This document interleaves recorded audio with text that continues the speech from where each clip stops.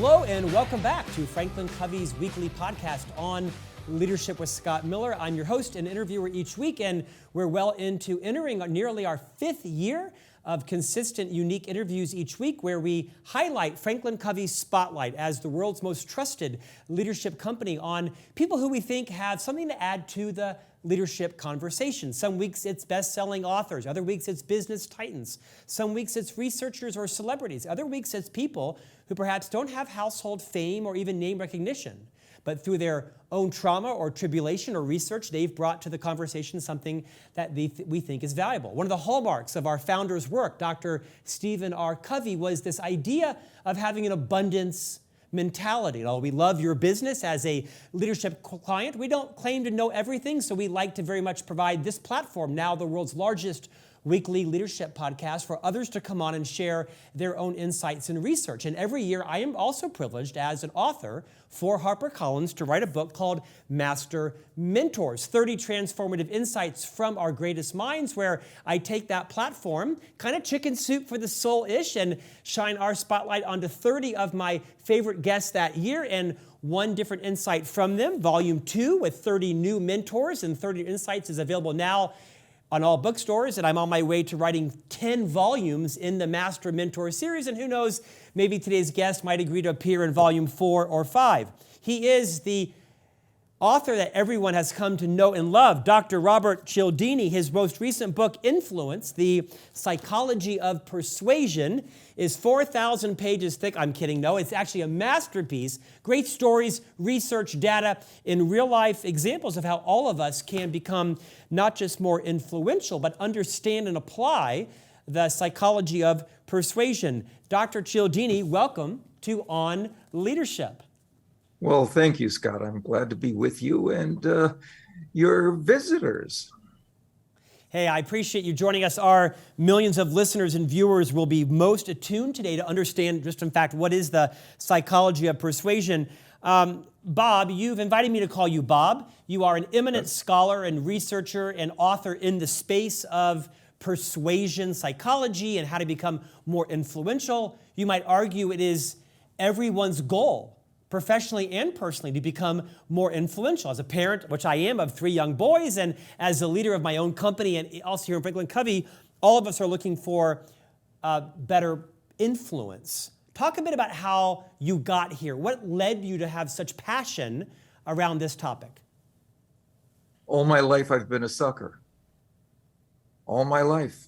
A mark, an easy mark for various kinds of salespeople or charity organizations who would come to my door, and I would find myself in unwanted possession of magazine subscriptions or giving to causes I'd never heard of. And I remember thinking to myself after one of those, well, isn't this interesting? It wasn't the merits of the thing that got me to say yes. It was how those merits were presented to me. It was the psychology of the delivery of the case that people were making that engaged me in some sort of psychological fashion that got me to comply with their requests. And I thought, well, that's worth studying. People would be interested in knowing what the factors are that incline people toward assent when they are presented with some kind of offer or appeal. So Bob, whether someone professionally has a career in sales leadership, marketing, public relations, advertising, project management, executing strategy, all of us are in sales, right? All of us are constantly presenting ideas in the hopes to influence others, to galvanize around them, to come to some action. What are the most counterintuitive things that even the most well-intended among us don't realize? We tend to do this, but we should be doing that. We say this, but we probably should say that. Are there some overarching things you've learned that anyone could apply pretty immediately in their role? Yeah, I would say 2 things. One is never have a favorite influence strategy or approach, because situations change, populations change, audiences change, times change. You have to use the principle of influence that's there in the situation waiting to be employed, rather than forcing the same one into all kinds of situations. I had a friend, a marketing professor, who set out to find the single most effective marketing strategy, right? And I saw him at a conference. He said, I found it. Bob, I found it. The single most effective marketing strategy is not to have a single marketing strategy. That's a fool's game. So always base your approach on what you see in the situation waiting to be employed, and available to you. That makes it ethical as well as effective, because you don't have to trick anybody. You just point to something that's there in the situation, its engine is running, and you make sure people are aware of it, and they get to move ahead and benefit from something that's truly advising them correctly in that situation. Bob, this is perhaps a broad question, but are there consistent situations, circumstances, where you think people could employ some of the ideas we'll talk about today in this call that are disproportionately common or frequent in our lives? Absolutely. So, for example, here's one that new research shows that if you're in a situation where you have a new initiative, a new idea, a new program, and you want to get buy-in for it from your colleagues before you advance it up the ladder or try to enact it, you want to get buy-in first. What you often do is you check with your colleagues, you give them a summary of it, or a blueprint, or some kind of an outline of your idea, and then you say, can you give me your opinion on this?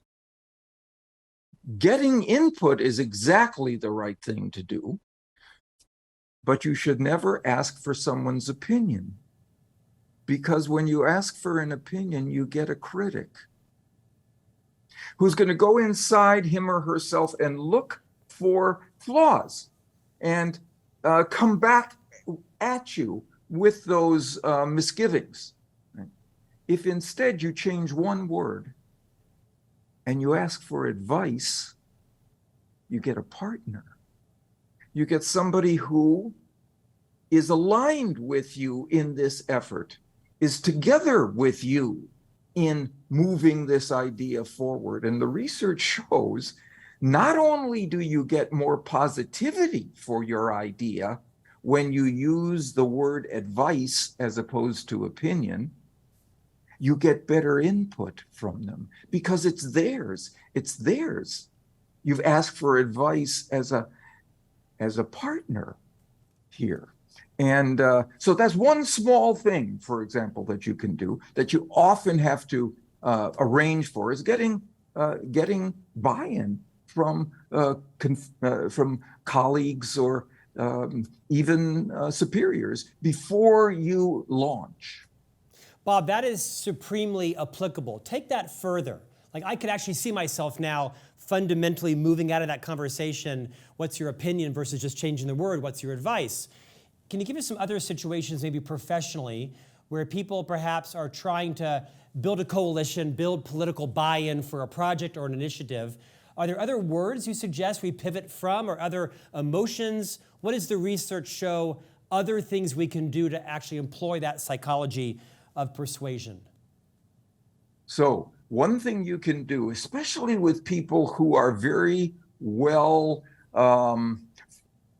they think very well of themselves. Let's say people high in the hierarchy, you want to get them on your side.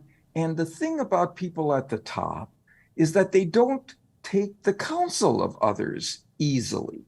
They've come to their exalted positions as a result of taking their own counsel, and they resist being influenced from others.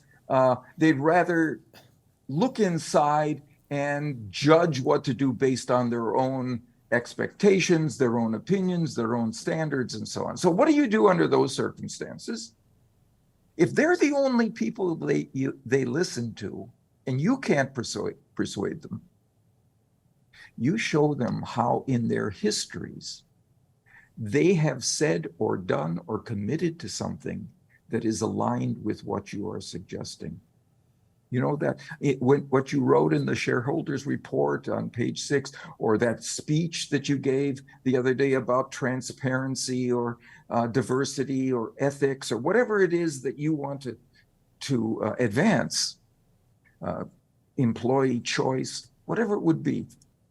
You say, I'm so glad that you feel this way, because it is exactly what I think too. And I was happy to see you say, so what you're doing is you are not persuading them, you are allowing them to persuade themselves on the basis of what they have said or done previously. You just have to harvest that, bring it to the surface, and now you've got a lever for influence that you didn't have before, but it was there in the situation, again, waiting for you to employ. You just had to point to it, and now you've engaged the power of that situation.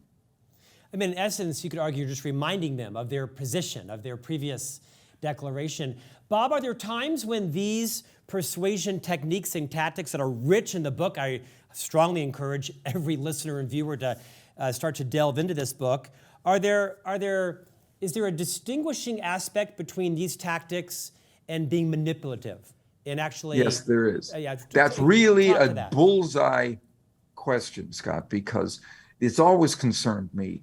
These principles are dynamite, but just because they are powerful doesn't mean you're entitled to use them powerfully if you do so in an unethical fashion. So the key is, once again, to know what these principles are, and I say there are 7 of them.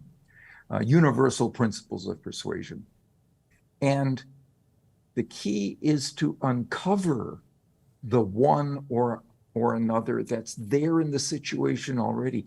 If you have evidence of authority testimonials that your idea, your product, your service, you bring those to the surface. If you've got popularity, we're the number one market share, or a lot of other companies are doing what I'm suggesting that we do inside our organization as a leader, you point to those things, whatever it is, or there's a dwindling amount of availability of making this idea work. We've only got a certain amount of time, a window. Those are all principles of influence, right? You point to the one that's true in there. You lift it in consciousness in the minds of your audience so that it is influenced by education. You're informing people into yes, rather than coercing or tricking, pushing or pulling them in. Those are all manipulative strategies, and just informing them into assent is not only effective, it's ethical. Bob, let's talk about salespeople, people whose careers are aligned to selling a product or service. They have quarterly, monthly, annual goals. They're commission-based. They're the lifeblood of every organization. Nothing happens till someone sells something.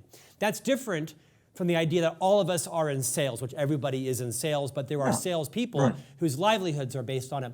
What advice would you give people listening today who are thinking about a sales career or who have a sales career on some of the ethical ways they can apply the psychology of persuasion to make sure that they both meet their goal, but that what they're selling to their client also meets their client's goal?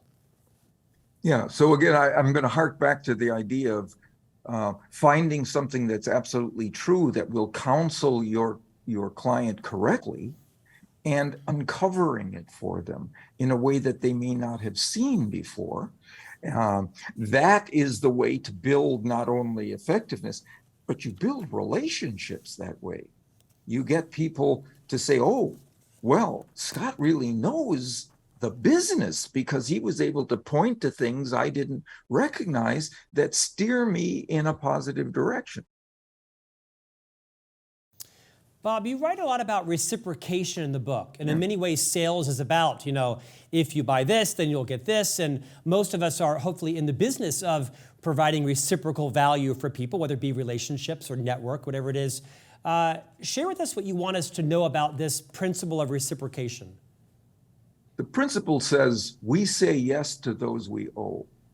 Can you see the implication of that? It means we have to go first. It's not the typical business exchange model that says, oh, if you purchase my product, I promise you will get great outcomes. Or if you will sign this contract or agree with me on this, we will be able to take. That's always asking them to go first.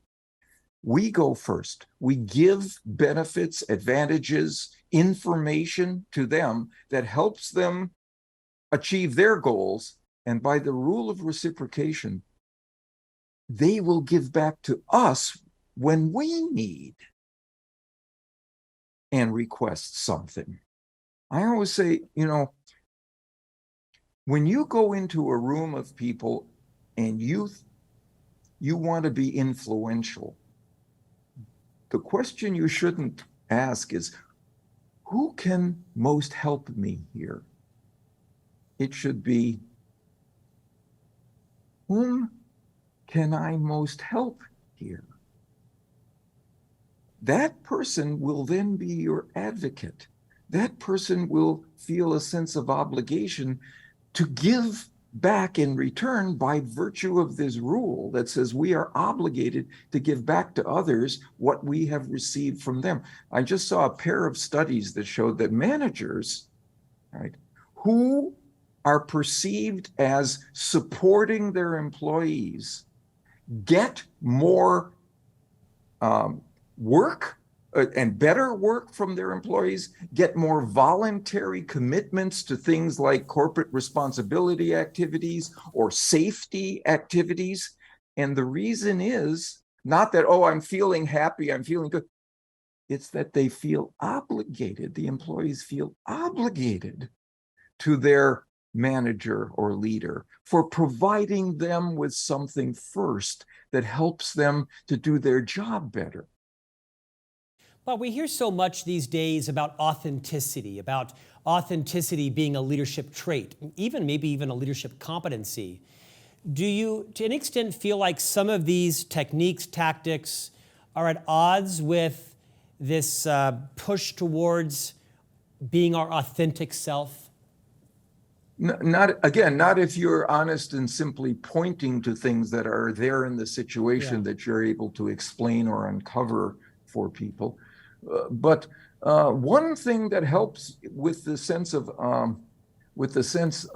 authenticity is admitting to weaknesses in your case early on, because that establishes you as a credible source of information for everything you say next. Right? So if you point to something that's a drawback or a weakness, and a lot of people already know that, but they don't know that you're honest enough to say so, right? You're not just your ordinary kind of deal maker. You're somebody who's giving them the truth. That lends itself to compliance down the road for the things that you would like them to do, because you are now seen as a trustworthy source of information. Right? I resonated to something you said at the outset, that Franklin Covey is seen as the brand, the leadership organization with the greatest trust. That's brilliant. To have that as your brand, the trustworthy source about leadership, information and practices and so on. I saw an article in a journal, a psychological journal, where they rated the most positively regarded words in the English language. You know what was the number one adjective that was rated highest? Trustworthy. trustworthy, higher than intelligent, higher than kind. Trustworthy was at the top. And one of the things you can do is to come up front, mention a weakness, and then bridge by saying but, or however, or at the same time, bridge to your strengths. And people are now listening to and processing the strengths of your case like never before. Bob, I'm so glad that you shared that, because I think there's great refreshment, if you will, in the vulnerability of recognizing that your case may not be ironclad. There are obvious issues with it. Not every case or product or service or tool or business plan is ironclad. It's something I employ in my own life. I'm a stutterer. I've had a lifelong speech impediment. Decades of speech pathology, speech therapy, braces 4 times, headgear, retainers, Invisalign. I have 2 speech coaches, but yet I host the world's largest leadership podcast now and speak and write for a living. And oftentimes, not every time, but oftentimes when I'm in a certain city or a certain day and my stutter is more pronounced, usually in the winter when it's cold than it is in the summer. The winter greatly exacerbates my speech impediment. I will open my speech by saying, I'm a stutterer and there's, 60 words that I can't say in public. And so if I use a word that is a little bit awkward, it's because I'm trying to pick something up to replace a word that I know I can't say in your presence. And I don't use that as a manipulation tactic. I use it as just to kind of call out. I'm probably going to stutter on a few words. I'm going to say a few kooky words that are replacement words, but forgive me. And inevitably, I find my stutter goes down, because a lot of stuttering can be psychological, but also the line of people that comes up to me afterwards talking about their speech impediment or their issue or some other issue. I don't do it to manipulate anyone. I do it to kind of set the stage for, hey, you're going to see me say some things that don't make sense, so maybe forgive me. You've really reinforced that principle, even when we're in a meeting with our boss, where we're presenting something, how wise it is to recognize this, and this are either still in discussion or this may not be right yet, or with a client. You're going to exponentiate your trustworthiness with that person. You know who does this better than anybody I know is Warren Buffett. If you look at the first or second page of his annual letter to his shareholders, he always begins by mentioning something that went south that year, something that was a mistake. And then he says, but we've learned from that. That will never happen again, right? Now, let me tell you what went right. And I've been getting their annual letters for a couple of decades now. And Scott, every time I say to myself, wow, this guy's being straight with me. What else is he going to say? And I say that to myself just before he launches into the strengths, the way he's got it configured. He begins by saying, we flubbed this, but here's what we did right. And now he's primed me to be focused and concentrated on the strengths that he's now going to present. Bob, just how many Berkshire shares do you own? I mean, after all, that's not. But let me tell you about the first one, because it has to do with this principle of reciprocity.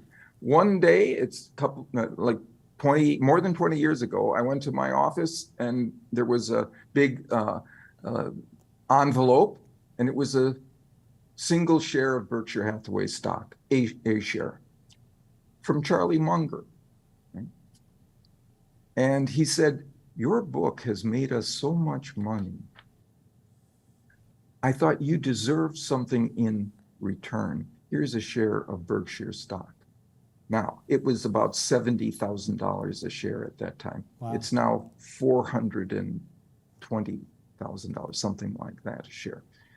But that's not the only thing that share gave me. It gave me access to Warren Buffett's annual reports. Right. Where I could see how he presents his case in a way that is so compelling. This guy isn't just a brilliant financial investor. He's a brilliant communicator of the fact that he's a brilliant financial investor. And we just talked about one. He mentions a weakness, makes you say, oh, this guy's honest. What's the next thing he's going to say? And that's where the strengths go. I'm going to ship you all 6 of my books in the hopes that one changes your life in exchange for a third of a share. Okay, let's talk about surprises. Your book is extraordinarily well researched, documented. Heck, the appendix is almost as big as the book itself because you do a really fine job of making sure all of your research is annotated and supported. What part of the data most surprised you around the psychology of persuasion? What were some things that were the opposite of what you've always thought or done or thought you should be doing? What surprised you the most? What surprised me the most in this new edition of Influence is the one that just came out. Yeah. The previous one came out a long time ago. But what I learned is that influence online is surprisingly similar to influence that occurs in everyday situations. We've developed this new technology that didn't even exist when I wrote the first edition of the book, right? It's the same principles of influence that determine whether people are converted from a visitor to a site to a purchaser, right? On that site. I saw an article, they did 6,700 commercial websites. And they looked at the features of those sites, the factors in those sites that most led to a conversion, right? From visitor to purchaser. And they looked at things like, is there a technological thing where you can move around within the site? Is there a psychological thing like a call to action line? Is there an economic thing like free delivery, right? They looked at all these kinds of things, 29 of them, I think there were. The top 7 were the 7 Principles of Influence in my book. Huh. And you know what was at the top? Scarcity. The idea that if you don't move now, you will lose.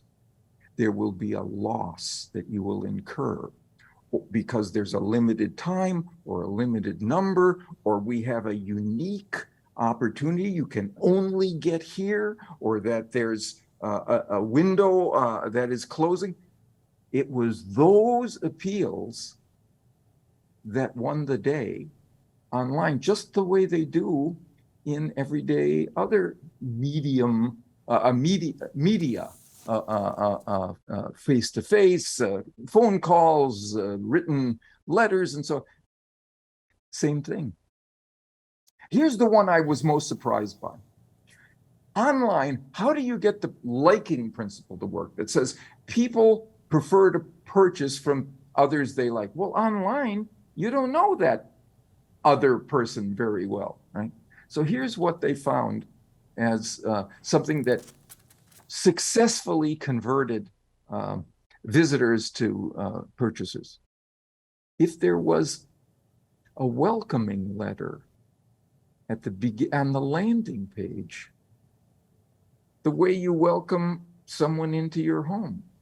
I'm glad that you're with us. And so pleased with the fact that we might be able to work together. Come on in. How many websites have you seen with a welcoming letter as on the landing page? A few, I've seen a few, but it worked enough to get it to be one of the top producers, that feature of conversions. Bob, your book is a masterpiece. I'm riveted listening to you. Our time is tight. This particular book has sold over 5 million copies. You've now become synonymous with the topic of persuasion and influence. You speak, you teach, you coach, you write. What's next for you?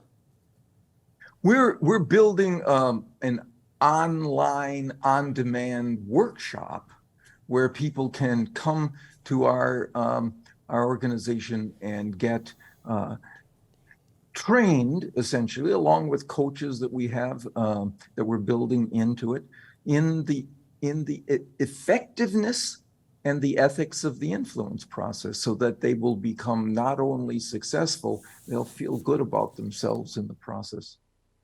Bob, the book may look daunting because it's thick. Again, half of it is just annotations and research to prove your writings and suggestions. I strongly recommend this book as actually a book club inside organizations that have teams and such. If you want to buy copies for your team and read it, a chapter a week, you're going to dramatically change the way you speak and think and act and behave with others, both inside and outside your organization.